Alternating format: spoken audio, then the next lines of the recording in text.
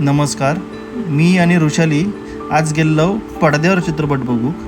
सिंधुदुर्ग जिल्ह्यात चित्रित झालेलो तसेच मालवणी कलाकार आणि मालवणी भाषेत असणारो भेरा म्हणजेच भैरो ह्यो चित्रपट खरं तर आमका थिएटरला बघूचो होतो, पण ता काय आमका जमला नाही. पण याच दरम्यान दिग्दर्शक श्रीकांत प्रभाकर आणि आचरेकर प्रतिष्ठान यांनी कणकवलीकरांका पुन्हा एकदा पडद्यावर ह्यो चित्रपट बघूची संधी उपलब्ध करून दिली होती. त्या संधीचा आम्ही पुरेपूर फायदा घेतलो. खरं तर या चित्रपटाची कथा, त्यातील कलाकारांची जिवंत भूमिका, सिंधुदुर्ग जिल्ह्यातील दाखवण्यात आलेले विविध नयनरम्य क्षण किंवा चित्रीकरण ह्या खराच खूप भारावून टाकणारा होता. जर तुमका ह्यो चित्रपट तुमच्या आजूबाजूच्या थिएटरमध्ये किंवा खयो बघूची संधी मिळाली तर तुम्ही नक्कीच बघा आणि आपल्या मालवणी कलाकारांका, मालवणी भाषेक आणि चित्रपटाक सपोर्ट करा. धन्यवाद.